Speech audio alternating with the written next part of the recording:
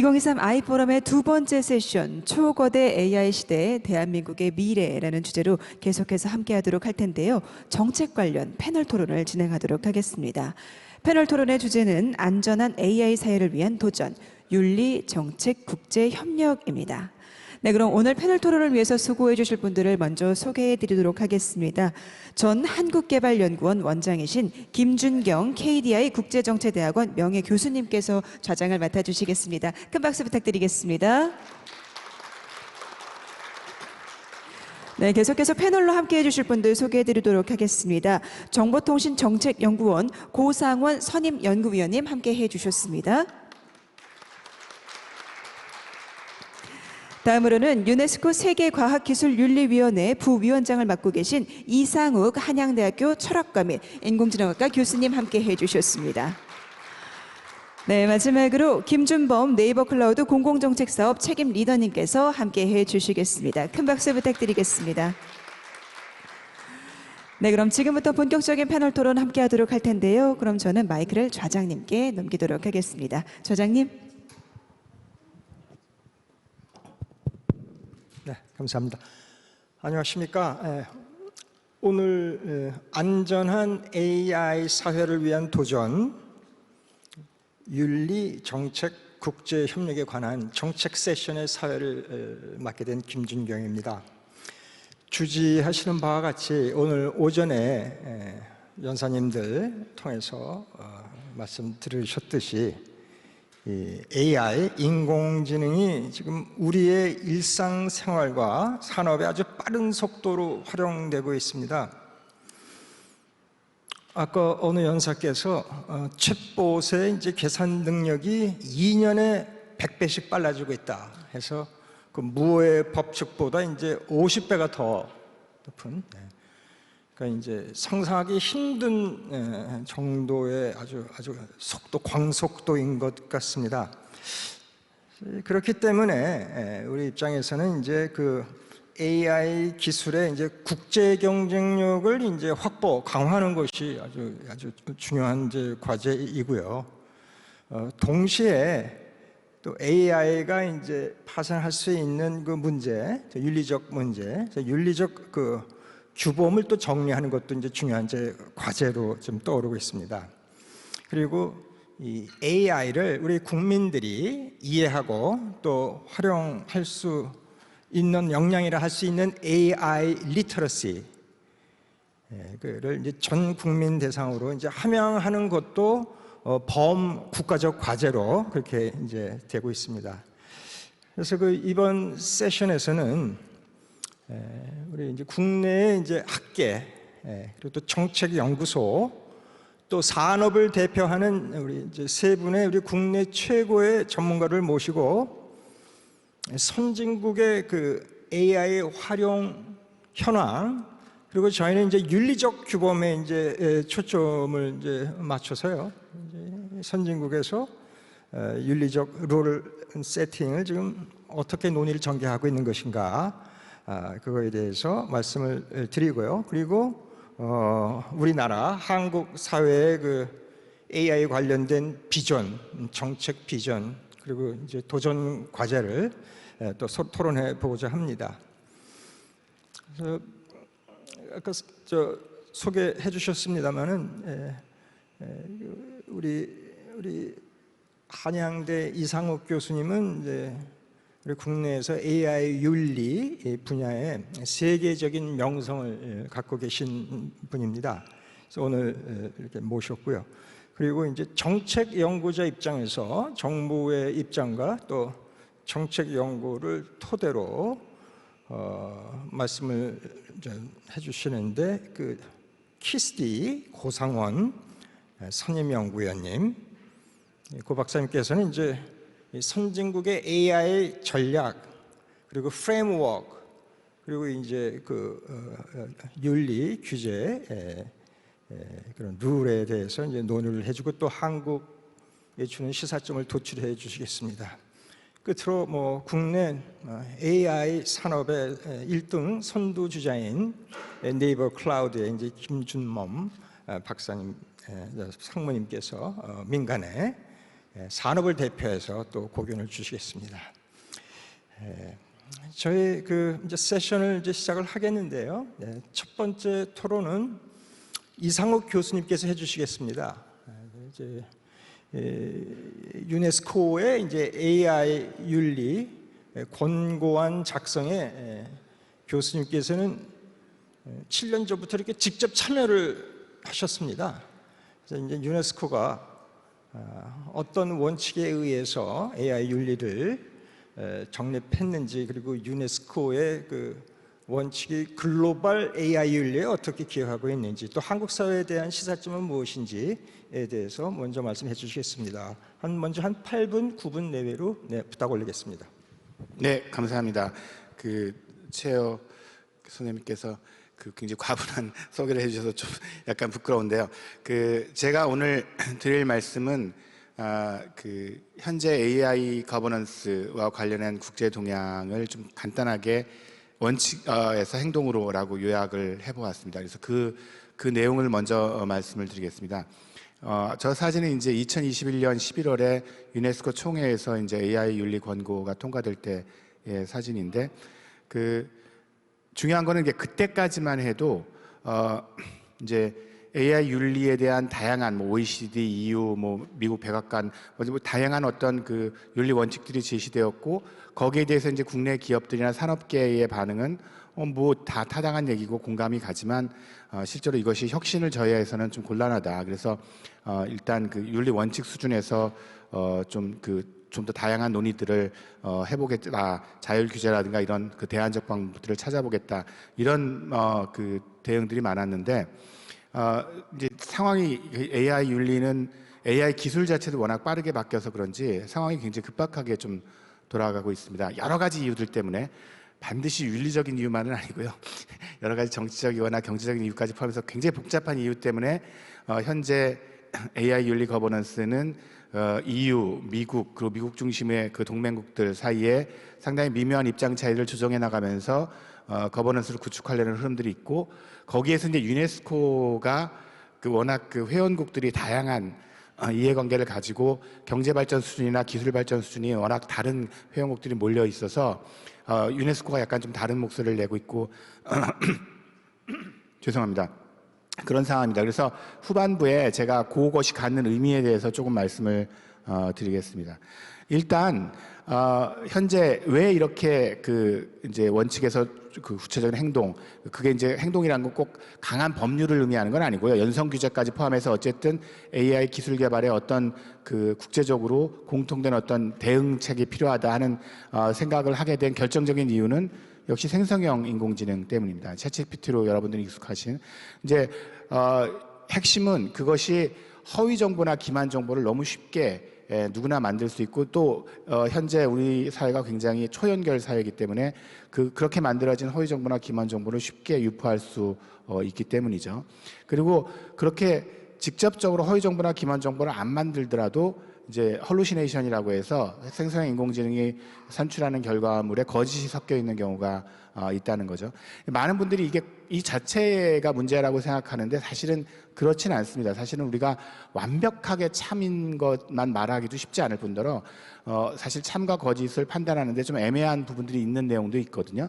중요한 건 그게 아니라 참과 거짓이 이 생성형 인공지능의 특징상 굉장히 부드럽게 연결되어서 사실은 해당 분야 전문가가 아니고서는, 가령 저도 제 전문 분야 아닌 부분에 챗GPT가 한 얘기를 보면 굉장히 너무 그렇대서 어디가 거짓이고 어디가 참인지를 판단하기 되게 어렵다는 거죠. 그래서 이 부분이 끼칠 사회적 악영향이나 우리나라를 포함해서 국제적으로 민주주의적 절차에 끼칠 문제점에 사람들이 민감하게 반응을 하고 있는 거고요. 그래서 이걸 막기 위한 다양한 기술적 대안, 그다음에 제도적 방법, 이런 것들을 마련하고 있습니다. 예를 들면, 구체적인 예를 들면 이후에 곧 통과된 이후의 AI 법안 같은 경우에는 생성형 인공지능을 만드는 회사가 이후에 그 제품을 팔 때 이 생성형 인공지능의 산출물이라는 것을 확인할 수 있는 어떤 기술적 장치를 함께 제출해야 되고, 그다음에 생성형 인공지능이 끼칠 수 있는 여러 문제점들을 확인할 수 있는 레드팀을 가동해서 그걸 어떻게 운영했는지 이런 실적까지 내게 하고 있습니다. 그러니까 이런 방식으로 사실은 지금 이제 빠르게 원칙에서 행동으로가 움직이고 있습니다. 근데 이제 우리가 좀 조심을 해야 될 게 인공지능을 이렇게 전부 다 이렇게 한꺼번에 묶어가지고 윤리적 문제를 얘기하기보다는 그 기능이나 사용되는 맥락들에 따라서 조금 복잡한 대응이 필요하다는 겁니다. 예를 들어서 생성형 인공지능만 해도 참과 거짓을 구별하는 게 특별히 중요하지 않는 예술 분야에서는 사실 허루시네이션이 굉장히 생산적입니다. 왜냐하면 뭘 하나 집어넣고 그게 막 만들어내는 굉장히 특이한 것들을 또 거기서 약간 프롬프트를 더 집어넣어서 또 만들고 그래가지고 실제로 예술가들은 이 헐루시네이션을 굉장히 생산적으로 사용하고 있거든요. 결국은 우리가 제도들을 만들 때도 그냥 원 사이즈 피트 올 그래가지고 하나 딱 만들어가지고 모든 분야 인공지능 이거 다 지켜 이렇게 만들기보다는 인공지능의 특성과 그 사용 예들을 자세히 살펴보고 거기서 발생하는 문제를 충분히 해결하고 그와 동시에 이제 그거에 그 잠재력들을 활용하는 방식을 고민해 봐야 될 것 같습니다. 그럼 문제가 다 해결되느냐 그런 건 아니고요. 여전히 아주 기본적인 수준의 의견 차이는 있는 것 같습니다. 흔히 우리나라의 윤리는 이제 누구나 다 동의할 수 있는 살인하지 말아라, 나쁜 짓 하지 말아라, 뭐 이런 걸 그냥 갖다가 놓고 그냥 적용하면 되는 거라고 생각하는데 사실 영어의 에식스 의미는 뭐 복잡한 얘기는 찾아보시면 아실 텐데 고대 그리스에서 도시국가마다 조금씩 다른 에토스나 노모스들을 어떻게 서로 이렇게 코디네이션 하는가 하는 데서 나왔습니다. 그러니까 핵심은 뭐냐면 AI 윤리라고 할 때 그거는 정해진 어떤 프린스플을 적용하는 게 아니라 이거를 어떻게 적용하는 게 제일 좋은 건지 그리고 어떤 방식으로 적용하는 게 제일 좋은 건지 이런 것들을 합의하고 따져보고 제도들을 만들고 그 다음에 사람들을 교육시키고 이런 것들을 모두 포함하는 활동입니다. 하나의 좋은 사례가 최근에 있었던 샘 올트만의 해고와 복직 사건이죠. 실제로 오픈 AI는 굉장히 안전하게 AGI, 보편 인공지능을 만들자는 취지에서 만든 회사입니다. 근데 그 회사 내부에서도 그렇게 세이프 AGI를 어떻게 만들어야 되는지에 대한 철학이 조금씩은 달랐던 거예요. 그래서 이제 샘 알트만이 이제 해고되고 다시 복직하는 상황들을 겪었는데 이처럼 우리가 AI 기술을 어떤 방식으로 만들어 나갈지에 대한 윤리적 고려는 항상 현재 진행형으로 우리가 훨씬 구성적인 방식으로 사회적인 방식으로 진행해 나가야 된다고 생각합니다. 그 유네스코의 AI 윤리 논의가 그래서 좀 독특한 면이 있는데요. 기존의 유네스코 전의 논의들은 OECD나 EU는 아무래도 기술 개발을 선도하는 그 경제적으로도 많이 발전한 선진국들을 중심으로 이루어졌습니다. 그런데 이 유네스코의 논의는 아까 말씀드렸지만 회원국 중에서 못 사는 나라가 정말 많거든요. 기술 개발도 잘 안 된 나라도 많고 문화적으로도 엄청 다양하고요. 그래서 이런 다양한 회원국들의 이해관계를 존중하는 그런 포용성을 굉장히 강조하고 또 한 가지는 AI 기술이 몇몇 그 기술을 선도하는 국가들이 독점적으로 그 혜택을 누리는 방식이 아니라 그 인류 전체에게 도움이 될 수 있는 그런 방식으로 개발돼야 된다. 그래서 국제 협력을 굉장히 많이 강조하는 내용들을 담고 있습니다. 그리고 거기서 더 나아가서 그렇게 원칙만 제시하는 게 아니라 그것들이 국제 각국의 그 회원국들의 정책에 어떻게 반영될 수 있는지를 가이드할 수 있는 그래서 AI 윤리와 혹은 거버넌스와 관련된 역량이 얼마나 준비되어 있는가를 이제 측정해주는 그 준비 정도 평가. 그 다음에 AI를 어떤 국가에 도입할 때 그 기술이 가진 문제점이나 영향력들을 평가하는 AI 윤리 영향 평가 같은 것들을 이제 그 개발을 해서 이제 지난 9월에 발표를 했고 이걸 통해서 이제 굉장히 많은 일들을 해보려고 하고 있습니다. 죄송합니다. 넘어갔네요.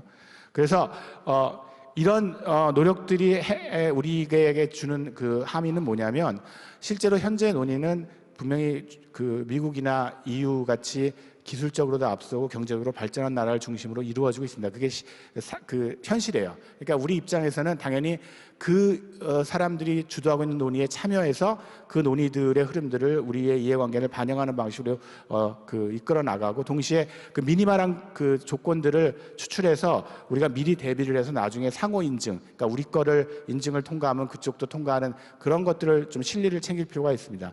근데 거기 하나만 더하면 실제로 유네스코가 추구하는 것처럼 그 미국의 빅텍들에게 자신의 데이터 주권을 넘겨주기 싫어하고 자신들이 자신들이 가지고 있는 문화를 반영하고 존중하는 방식으로 인공지능 기술을 개발하고 싶은 국가들과 협력해서 또 우리나라에 대한 이미지가 나쁘지 않거든요. 그래서 우리나라 기업들이 그런 틈새 시장들을 잘 공략해서 실제로 우리나라의 AI 기술, 좋은 기술들이 세계 시장으로 뻗어나갈 수 있는 그런 노력들을 하는 것도 되게 중요하다고 생각합니다. 감사합니다. 감사합니다.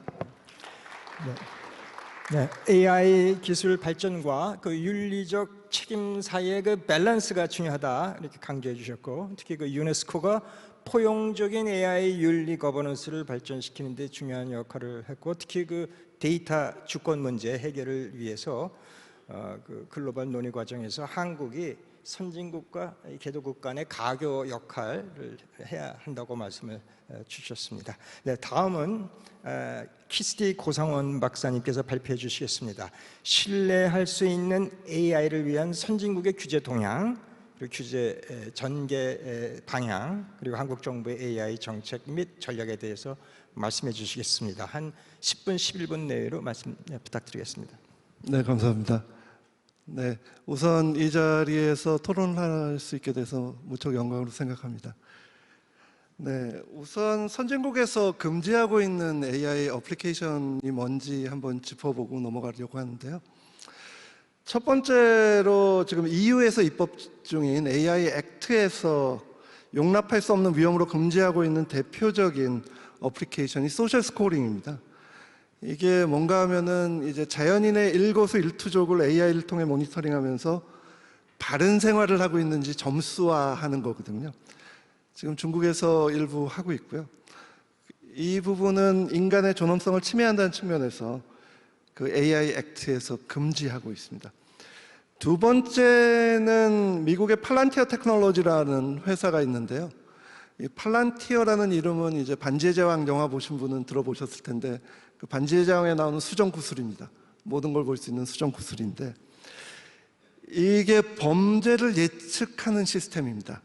그러니까 치안 예측이죠. 이것도 다시 영화 얘기를 하면은 마이너리티 리포트 보시면은 이제 범죄 예측해가지고 탐 크루즈가 잡혀가잖아요. 이제 그런 시스템입니다.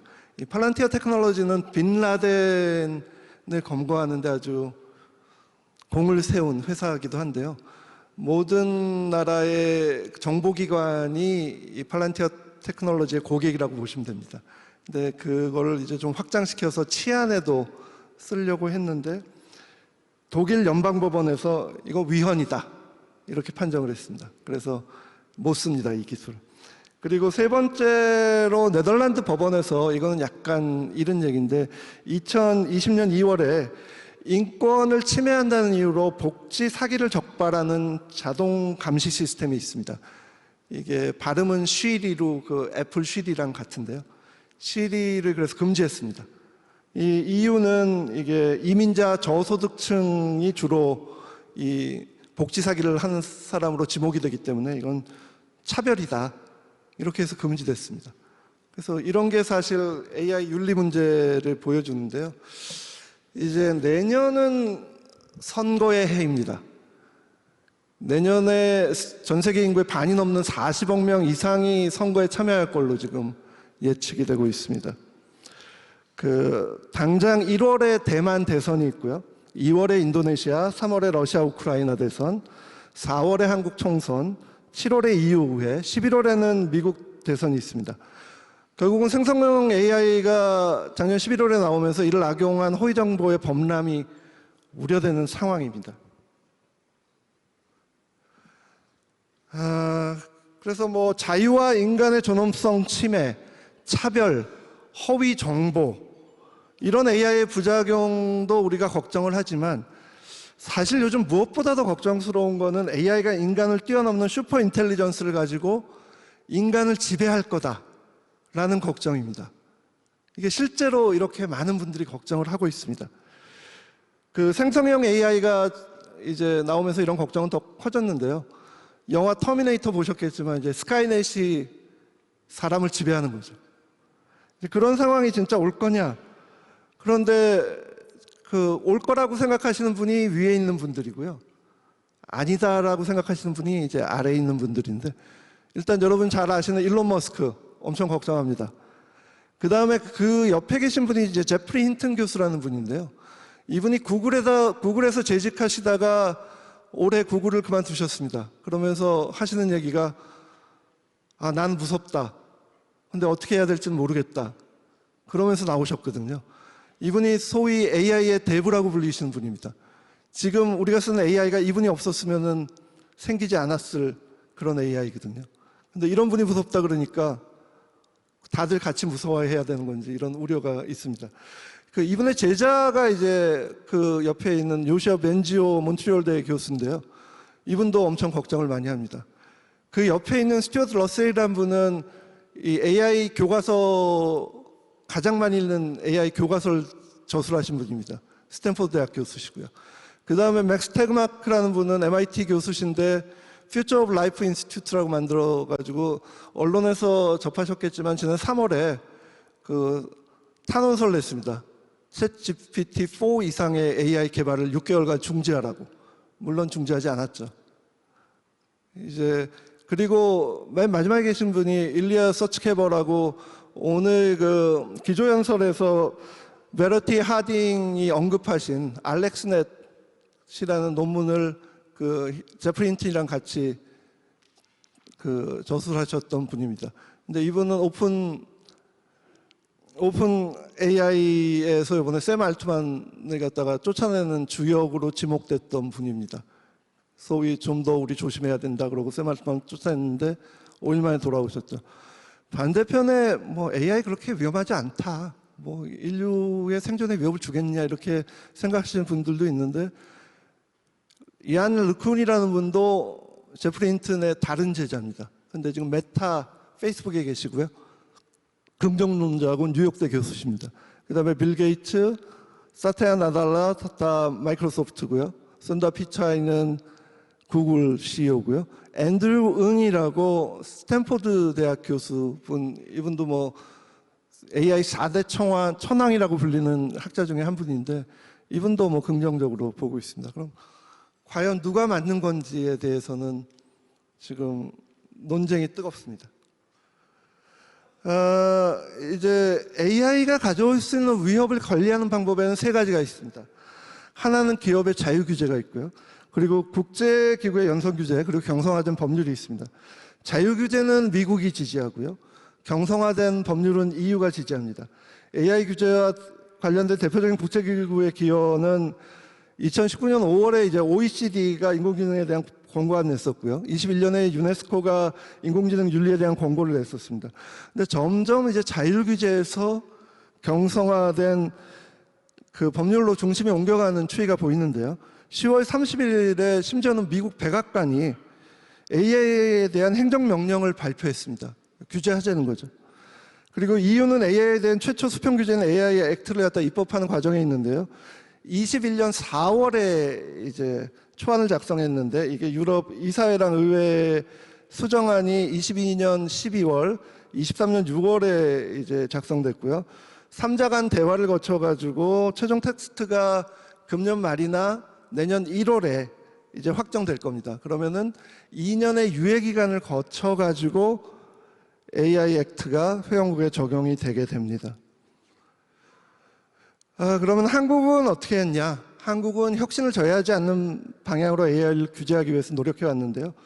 그러니까 경성화된 법률보다는 자율 규제, 가이드라인, 원칙 이런 연성 규제 위주로 AI를 통제해 왔고요.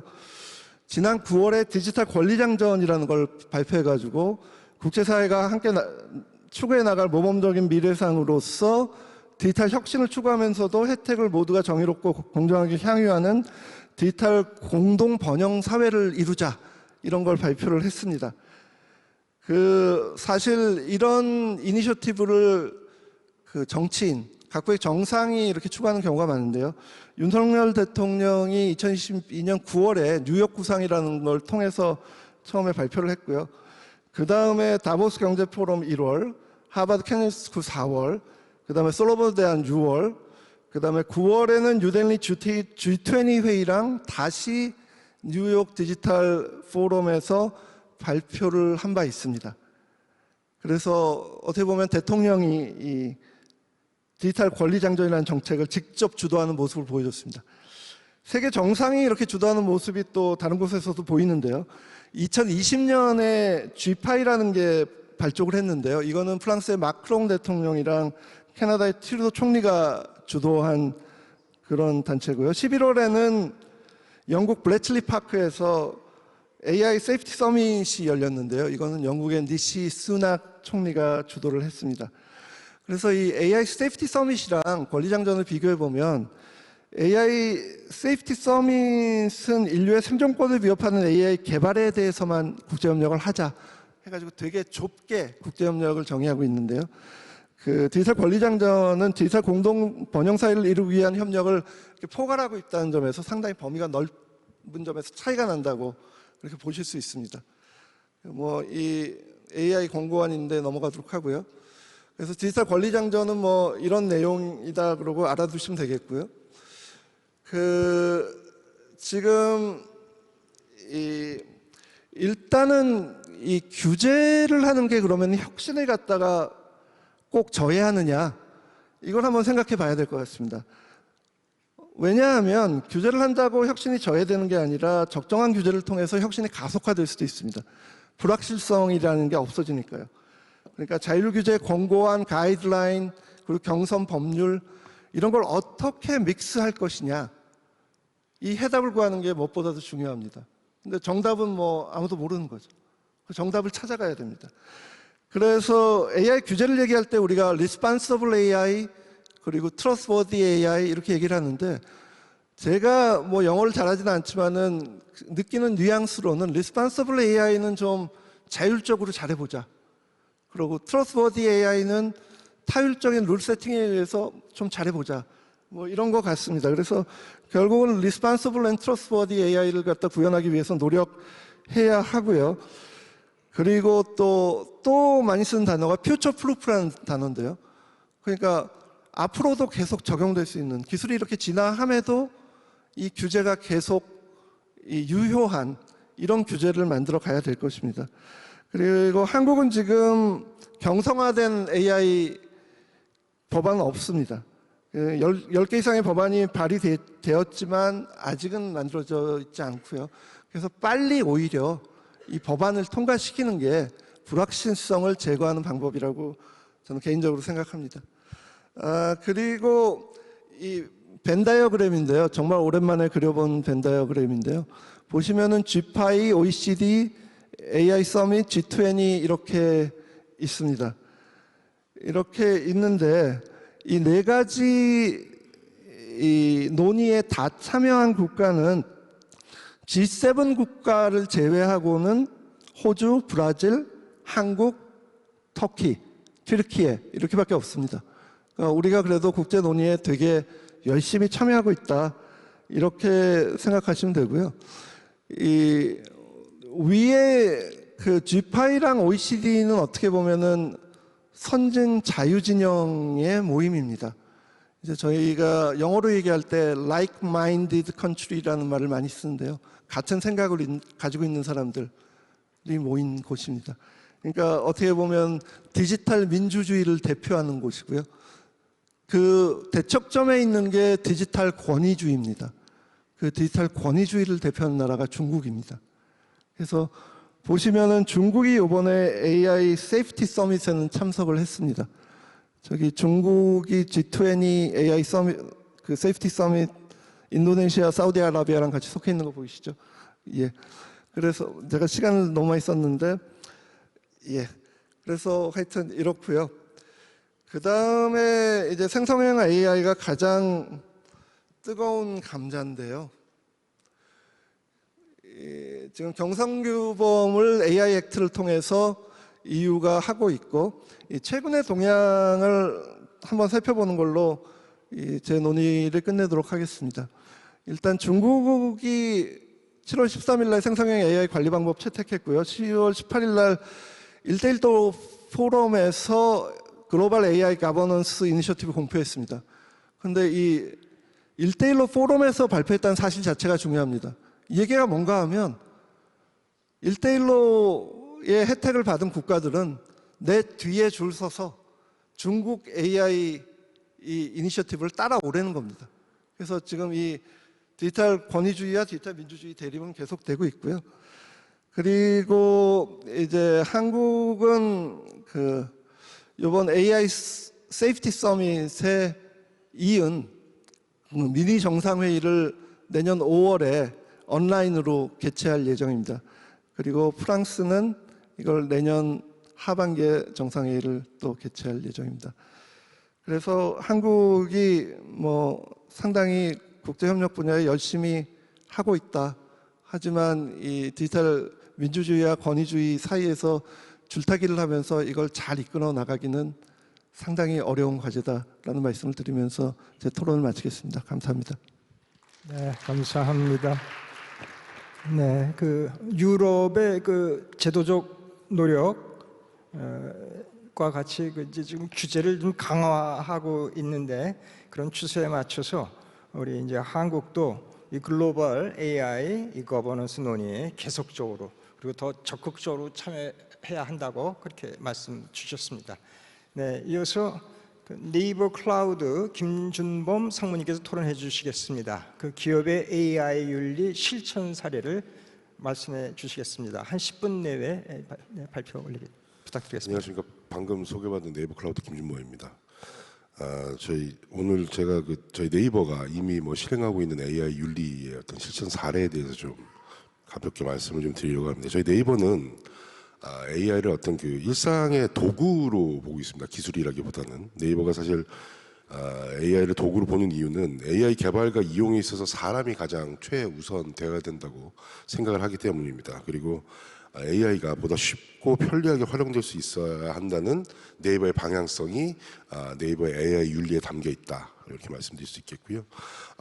지금까지 네이버가 사실 사용자의 일상의 어떤 편리함을 더하기 위해서 기술과 서비스들을 계속 만들어 오고 여러분들이 사용을 해 오셨습니다. 그래서 AI 시대에도 이러한 어떤 네이버의 기조는 변함이 없을 것이라는 점을 말씀드리면서 제 발표를 시작하도록 하겠습니다. 우선 그동안의 어떤 그 네이버가 AI 윤리를 준비하는 추진 경과에 대해서 좀 말씀드리겠습니다. 네이버는 윤리와 관련되어 있는 사항들을 2018년부터 서울대학교 인공지능 정책 이니셔티브와 함께 준비를 해왔습니다. 그래서 같은 협업을 지난 3년 동안 쭉 그 2018년부터 진행을 해왔었고요. 실제 AI가 어떤 사회에 미치는 영향에 대해서 외부 전문가들의 의견을 좀 지속적으로 수렴을 해왔습니다. 서울대가 주최하는 어떤 국제적인 어떤 연례 컨퍼런스나 세미나에 참석하면서 해외에서의 어떤 AI 정책이나 기술적인 동향의 흐름이 우리나라 사회에 어떤 식의 영향으로 미칠 수 있는지도 끊임없이 좀 확인을 했고요. 그다음에 인공지능 자체가 경제성장, 노동, 그다음에 우리 사회에 미칠 영향과 윤리적인 문제에 대해서도 굉장히 다양한 논의들을 접해 왔습니다. 이렇게 외부 논의들을 살펴본 과정을 통해서 AI에 대해서 네이버가 지향해야 되는 어떤 사회적 인식과 요구를 확인하는 굉장히 좋은 기회들을 많이 가졌었다고 생각하고요. 이런 결과로 네이버가 인공지능을 어떻게 생각하는가 그리고 어떻게 전개해 나갈 것인가에 대해서 우리 사회와 적극적으로 소통할 필요가 있겠다라는 생각을 하게 되었습니다. 이런 배경 속에서 사실 네이버가 생각하고 있는 AI 원리, AI에 대한 어떤 윤리 원칙을 준비하게 되었는데요. AI 윤리 원칙을 만드는 데 있어서 가장 중요했던 부분들은 현장에서 지속적으로 적용 가능하고 AI의 혁신성을 저해하지 않으면서 사회와 기대와 요구를 동시에 충족할 수 있는 균형점을 찾는 것, 이것이 가장 중요한 포인트였습니다. 그리고 이러한 균형점을 찾아가기 위해서는 네이버가 자체적으로 이 모든 부분을 판단하는 것이 아니라 사회의 어떤 다양한 목소리를 들어보는 과정들이 굉장히 필수적이라고 생각을 했기 때문에 정책에 대해서는 끊임없이 외부 전문가 그리고 사용자들과 끊임없이 소통을 전개해 왔습니다. 2020년 2월 달에 서울대학교하고 네이버가 내부적으로 AI 원리 원칙에 대한 어떤 원칙 논의를 진행할 수 있는 참고안을 일단 제공을 했고요. 일단 AI 윤리 원칙을 만들어 있어서 네이버가 끊임없이 중요하게 생각하는 가치가 무엇인지, 그 다음에 해당 가치에 기초해서 원칙을 만들 때 네이버 안팎의 어떤 이해 관계자들의 다양한 의견을 청취해서 사회의 신뢰를 얻을 수 있는 그러한 AI 윤리 원칙을 만들기 위해서 지속적으로 노력을 해왔습니다. 자, 이런 과정을 통해서 네이버 AI 윤리 준칙을 이제 구체적으로 만들게 되었는데요. 네이버는 어떤 그 준칙의 내용, 방법, 실천 세 가지 측면을 고려를 했습니다. AI 준칙이 어떤 내용을 담을 것인가, 대해서 고민하는 것도 대단히 중요하겠습니다만은 이를 넘어서 준칙이 어떤 방식으로 만들어질 것인지, 그리고 준칙을 만든 이후에는 기업 내부에서 어떻게 지속적으로 활용될 수 있는지에 대한 실행 체계를 끊임없이 고민하는 것이 더 중요하다고 생각을 했습니다. 이러한 고민을 바탕으로 해서 네이버는 AI 윤리 준칙을 준비하면서 3가지의 방향성을 준비를 했습니다. 첫 번째는 내용을 구성하는 데 있어서는 사회가 네이버와 같은 AI 기업에게 무엇을 요구하는지에서 이해하고 네이버가 AI에 대해서 어떤 관점을 가지고 있는가에 대해서 사회에 대해서 설명할 필요가 있다. 그리고 AI 윤리 준칙이 실제 현장과 괴리되는 것을 막고 자연스럽게 네이버의 기업 문화가 되도록 하기 위해 네이버의 기업 철학과 네이버가 추구하는 가치가 준칙에 포함되어야 한다. 두 번째로는 AI 윤리 준칙을 작성하고 실천하는 방법으로는 준칙을 외부 전문가와 함께 만들고 작성 이후에도 외부와 지속적으로 협력해서 AI 윤리에 대한 최선의 해답을 산학 협력을 통해 끊임없이 찾아나가는 모델을 채택을 했습니다. 그리고 내용 측면에서도 사회적 요구와 함께 네이버의 산업적 관점을 통합적으로 고려하는 것을 고민하다 보니까 자연스럽게 이러한 방향으로 결정이 되게 되었습니다.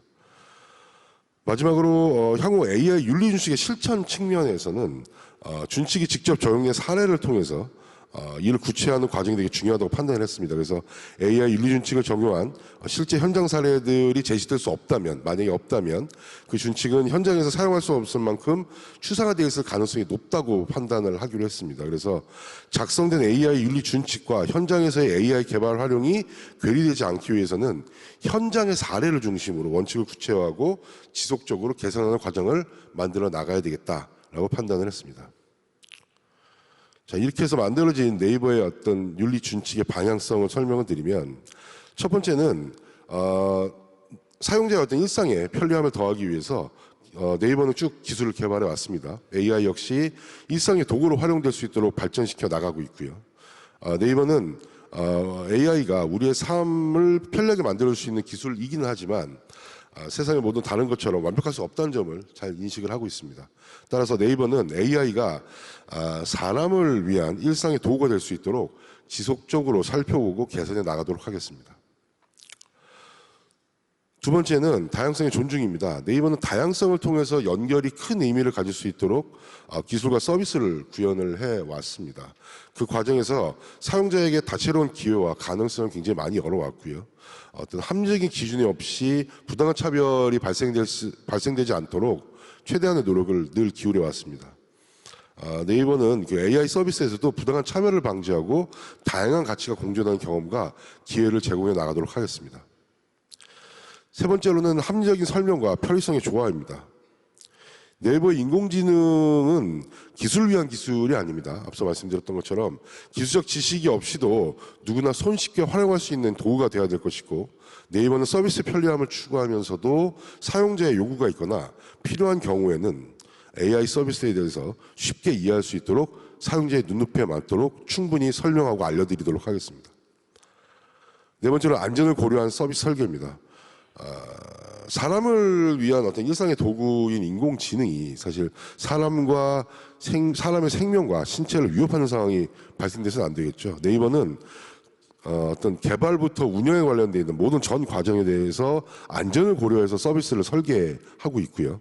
테스트를 진행해서 배포 이후에 대해서도 안정성에 대해서 지속적으로 살펴보도록 하겠습니다. 마지막으로는 프라이버시와 정보 보안입니다. 네이버는 어떤 개인정보 활용에 있어서 법적 책임과 의무를 다하는 것을 넘어서 개인의 프라이버시도 적극적으로 보호를 해오고 있습니다. 또한 사용자가 서비스를 활용하면서 정보 보안에 대해서 우려하는 사항이 원천적으로 차단될 수 있도록 서비스 전 과정에서 정보 보안을 깊이 있게 고려한 설계를 적용을 하고 있습니다. 뿐만 아니라 인공지능 서비스에 있어서 마찬가지로 사용자가 프라이버시와 정보 보안을 걱정하지 않고 AI 서비스를 자유롭게 활용해서 어떤 삶의 편리함을 더할 수 있도록 지속적으로 노력해 나가겠습니다.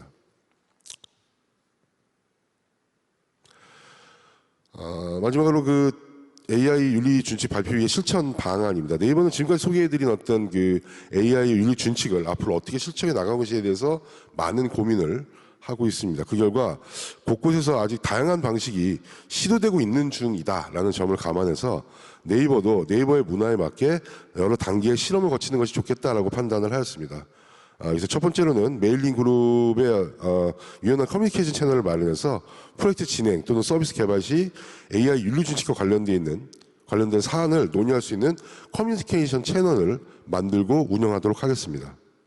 두 번째로는 앞서 저희와 같이 AI 윤리 준칙을 만든 서울대와 함께 사례 중심의 리포트를 작성을 해서 지속적으로 외부에 공개하고 리포트에 다루어진 내용들을 포함해서 네이버의 AI 윤리 준칙의 운영 결과를 담은 프로그레스 리포트를 계속해서 발간할 계획을 가지고 있습니다. 세 번째로는 AI 윤리 준칙의 설계 및 실천에 대한 경험을 스타트업에게 공유하는 프로그램을 만들고자 합니다. 네이버의 경우 시간과 비용을 들여서 사실 협력하는 모델을 통해서 쉽지 않은 과정을 통해 만들었습니다만은 시간과 자원이 부족한 스타트업들이 이런 윤리준칙에 준해서 사회적 책임을 같이 지고 그다음에 혹은 스타트업이라고 해서 사회적 책임을 회피하지 않도록 같은 노력을 기울이도록 하겠습니다. 시간이 지금 많이 지난 관계로 이상으로 제가 준비한 내용을 마치도록 하고요. 이후 혹시 궁금한 사항들 질문 주시면 답변을 드리도록 하겠습니다. 감사합니다. 네. 네, 감사합니다. 네, 네이버가 이제 AR을 개발함에 있어서 인간 중심의 가치를 최우선으로 삼고 그리고 일상을 향상시키는 도구로서의 그 인공지능의 역할에 대한 그 네이버의 비전 그리고 AI 윤리 준칙을 소개해 주셨습니다.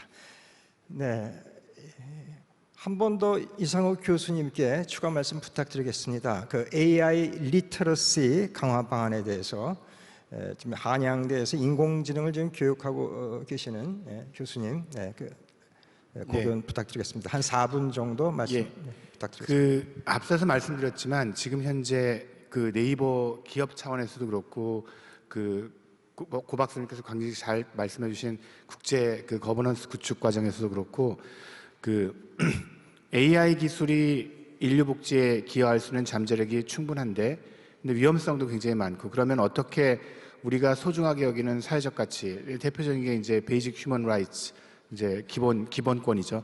그런 것들을 훼손하지 않게 만들 수 있겠느냐에 대해서 다양한 방식으로 지금 논의나 실천이 진행 중입니다.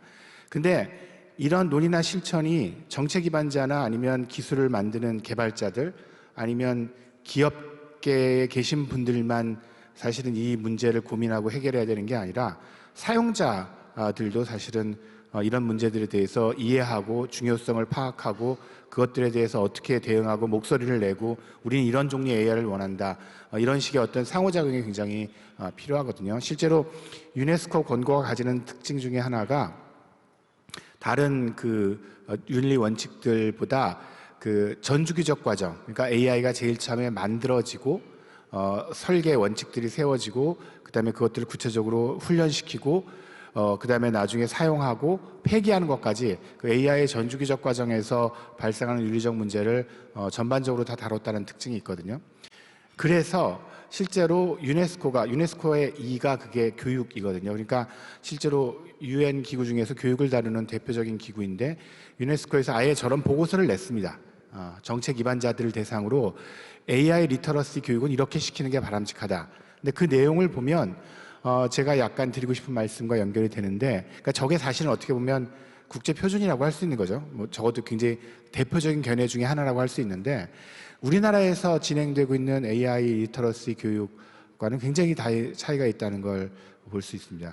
우리나라는 그 맞춤형 학습을 AI가 할 수 있다는데 이제 착안을 해서 그것 자체는 나쁘지 않습니다. AI는 지치지 않고 계속 이제 여러 가지 문제들을 제시하면서 수준이 다른 학생들을 도움을 줄 수 있는 건 분명히 사실인데, 그래서 아예 그 교육부의 AI 리터러시 교육의 내용은 이렇게 수준별로 다른 맞춤형 학습을 제공할 수 있는 AI의 도입, 그 다음에 그 AI를 교사들이 활용해서 그런 맞춤형 학습을 할 수 있는 소양 개발, 그거의 그 실무 능력, 코딩 능력, 이런 것들에만 포커싱이 되어 있습니다. 그게 중요하지 않다고 말씀드리는 게 아니라 그건 사실은 이 AI가 우리 전체 사회에서 윤리적으로 개발되고 활용되기 위해서 고려해야 될 수많은 것들 중에 극히 일부에 해당하겠죠. 그래서 좀 더 비판적으로, 여기서 비판적으로 무조건 그냥 그 까내리라는 뜻이 아니라 AI에 대한 그 기술적 이해와 그다음에 사회적인 파급 효과들을 좀 더 통합적으로 이해하고 좀 더 나은 AI를 만들 수 있도록 노력하려는 역량 개발이 필요하고, 그게 이제 AI 리터러시 교육의 핵심이 되어야 된다고 생각하고요. 그리고 사실은 그 과정에서 저희가 강조해야 될 건, 아까도 고 박사님께서 이미 말씀하셨지만 그 윤리적 고려가 혁신을 저해하는 것이라는 생각이 사실은 역사적으로 그 다양한 그 사례 연구들을 해보면 그렇게 타당하지는 않습니다. 물론 그런 경우가 있었죠.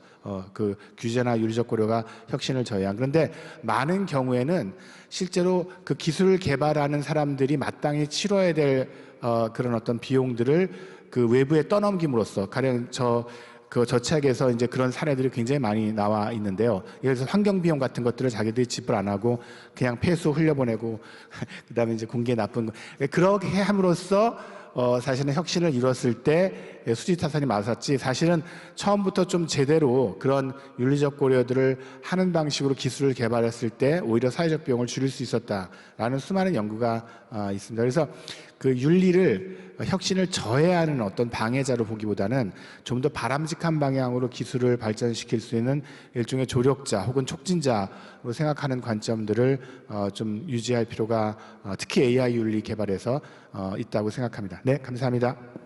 네, 감사합니다. 네. 단순히 그 코딩 기술을 넘어서 AI의 윤리적, 사회적, 문화적 영향에 대한 이해를 포함하는 AI 리터러시에 대해서 폭넓은 관점을 설득력 있게 말씀해 주셨습니다. 또한 그 윤리적 고려가 AI 개발의 이제 중요한 원동력이 된다. 동시에 이제 사회적으로 유익한 결과를 이끌어내는 데 도움이 된다고 또 강조해 주셨습니다. 아까 김준범 상무님, 네, 시간을 가장 적게 이제 쓰셨는데요. 혹시 추가 의견이 있으시면 한 2, 3분 정도 좀 말씀 부탁 올리겠습니다. 사실 그 윤리 문제는 어떤 공정성, 그다음에 사회적 영향도 부분이라서 사실 제가 혹시나 뭐 잘못된 워딩이라도 사용되면 또 어떤 파장이 있을까 싶어서 철저하게 실수하지 않으려고 끝까지 잘 열심히 읽었습니다. 사실 뭐 약간 주제에 벗어난 얘기일 수는 있겠는데, 사실 이 자리에 와서도 그렇고 최근에 제가 윤리 이 문제보다 더 많이 받는 질문은 네이버가 정말 AI 이 분야에서 생존 가능하시겠습니까? 라는 질문을 참 많이 받습니다. 사실 AI는 규모가 만든 혁신이라고 얘기를 하죠. 사실 엄청난 자원과 물적, 그다음에 인적 자원이 사실 들어가면 들어갈수록 상당히 경쟁력이 굉장히 높아집니다. 그리고 더더군다나 해외 빅테크 기업들이 전 세계 시장을 끌고 있는 상황 속에서 과연 네이버가 이 파고를 또 넘을 수 있겠느냐에 대한 궁금증을 많이 가지고 계신 것 같아서 그 부분에 대한 말씀 간단히 좀 드리도록 하겠습니다. 사실 어떤 뭐 전략이 무엇이다, 어떤 방식으로 넘겠습니다, 이런 말씀을 드리기보다는 네이버의 어떤 지난 과거를 좀 말씀을 드리고자 하는데요. 아마 90년대 후반부터 2000년대 초반 한참 인터넷이 확대되던 시기에 아마 IT를 이용하셨거나 아니면 업계에 계셨던 분들은 뭐 알타비스타라든가 라이코스, 그다음에 야후라고 하는 그런 브랜드들이 아마 되게 익숙하실 겁니다. 그때만 해도 전 세계의 검색 엔진 시장은 이들 외국계, 미국에 있는 외국계 기업들이 모두 잠식을 하고 있었고요. 인터넷에 관련되어 있는 모든 비즈니스와 컨텐츠들은 이들이 다 장악할 거라고 얘기를 했었습니다. 그리고 그때도 많이 나오던 단어가 인터넷 검색 내지는 포털 시장은 규모가 맞는 혁신이라고 얘기를 했습니다. 사실 20년이 지난 현재 여러분들 아마 이 중에서는 방금 제가 말씀드린 브랜드가 익숙하지 않은 분들도 있을 거예요. 알타비스타가 뭐야? 라이코스가 뭐야? 라고 생각하시는 분들도 아마 계실 거라고 생각합니다. 네이버는 사실상 검색 엔진 하나의 어떤 경쟁력을 가지고서 그들과 시장에서 싸우지 않았습니다. 실제로 사용자가 원하는 엣지 있는 서비스, 그 다음에 훨씬 더 획기적인 어떤 협업 능력, 이러한 것들을 시장에 제공함으로써 사실 글로벌 사업자들과 경쟁을 해서 지금까지 살아남았고, 지금은 오히려 네이버 서비스가 라인이라든가 웹툰, 그다음에 기타 다른 어떤 서비스를 이용해서 오히려 거꾸로 글로벌로 나가고 있는 형태를 가지고 있습니다. AI 시대에서도 그럼 네이버가 어떠한 방식으로 살아남을 수 있겠는가? 아까 말씀드린 것처럼 규모나 어떤 기술력의 축적 정도에서는 차이가 있을 수 있을지 모르겠습니다만, 네이버가 가지고 있는 어떤 충분한 관련 서비스들, 그 다음에 어떤 유관 생태계를 이용을 해서 반드시 사실 이 시장, 인공지능 시장 반드시 네이버가 국내 시장 지켜내고 전 세계로 또 거꾸로 나갈 수 있는 그런 모습 반드시 보여드릴 수 있도록 하겠습니다. 이상입니다. 네, 감사합니다. 네. 네, 고상원 박사님, 네, 고 박사님 혹시 저희가 시간이 많지는 않지만 뭐 추가 의견 뭐 조금 말씀하실 게 있으면 한 2분 정도 한번 고견을 주십시오. 네, 국제협력에 대해서 몇 가지 말씀드리겠습니다. 아까 말씀드린 것처럼 지금 디지털 민주주의와 권위주의가 이렇게 대립하고 있거든요. 근데 과거에는 저희가 사실 약간 중간자적 입장을 취해왔습니다. 중국 편도 안 들었고 미국 편도 안 들었는데, 이번 정부 들면서 확실하게 이제 저희는 자유를 수호하는 디지털 민주주의 편에 섰습니다. 그렇게 되면은 이제 중요한 게 뭔가 하면, 이 디지털 민주주의 쪽의 AI 가버넌스 룰 세팅은 아마 선진국 위주로 이루어질 겁니다. 그러니까 선진국이 이 룰 세팅을 함에 있어서 개도국이랑 다 같이 하고 싶어 하질 않아요. 심지어는 EU랑 미국 간의 이 회합이 가장 중요할 거고요. 그 다음에 G7이 중요할 거고요. 그 다음에 뭐 OECD나 뭐 G20나 이렇게 될 겁니다. 그런 경우에 이제 우리의 이해를 갖다가 잘 반영을 하려면 사실 G7 국가나 EU와의 그 양자 국제 협력이 상당히 중요하다고 생각합니다. 정부도 이런 방향으로 이제 상당히 물꼬를 튼 게 AI 세이프티 서밋에서 저희가 그 미니 서밋을 갖다 5월에 개최하는 게 그런 의미가 있지 않나 생각합니다. 감사합니다. 네, 감사합니다. 네, 이제 세션을 마무리해야 될 것 같습니다. 오늘 세션에서는 이 세 분의 그 전문가들로부터 AI를 어떻게 활용해야 될 것이냐, 특히 이제 한국의 도전 과제에 대해서 귀중한 인사이트를 배울 수 있었습니다. 특히 그 AI 윤리적 규범의 정립과 함께 우리 국민들이 그 AI 리터러시, 전 국민 AI 리터러시 함양을 해야 된다는 것은 뭐 아무리 강조해도 지나치지 않다고 생각을 합니다. 앞으로 안전한 AI 사회 구현을 위해서는 정부 그리고 대학교를 포함한 교육기관, 그리고 기업, 그리고 언론, 미디어의 보다 이 긴밀한 협업을 통해서 그 리터러시를 이제 함양시키는 것이 바람직하다고 생각합니다. 오늘 귀중한 말씀 나눠주신 세 분의 전문가와 경청해 주신 청중 여러분께 감사드립니다. 네, 이상입니다.